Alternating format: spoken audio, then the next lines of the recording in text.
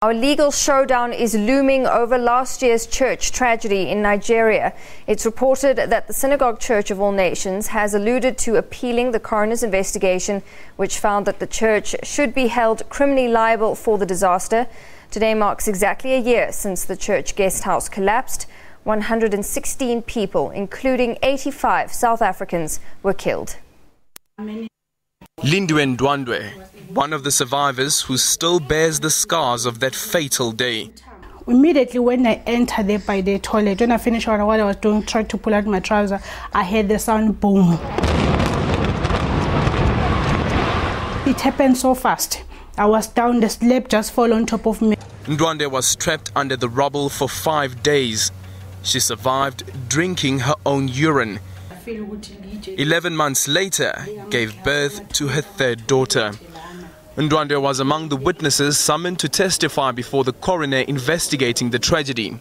Snubbing a subpoena, TB Joshua never appeared before the inquiry panel.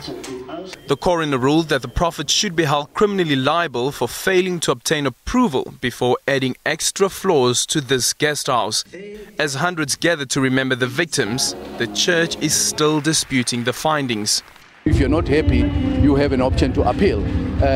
Clearly, there are many grounds that the church will certainly take that forward. One, the structure did not come down because of structural defect.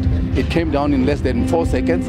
No structural defect, a building would come down in that rate. The church maintains the CCTV footage illustrates that the building imploded because of an infrasonic sound weapon coming from this plane. And the congregants, including Ndwandwe, support this version of events. This is the second event held here at Gallagher Estate in honor of those killed in the Nigeria building collapse. And on both occasions, TB Joshua neither appeared nor gave a video message. Instead, these pamphlets were distributed in which the televangelist claims he's a victim of maltreatment at the hands of wicked men and women.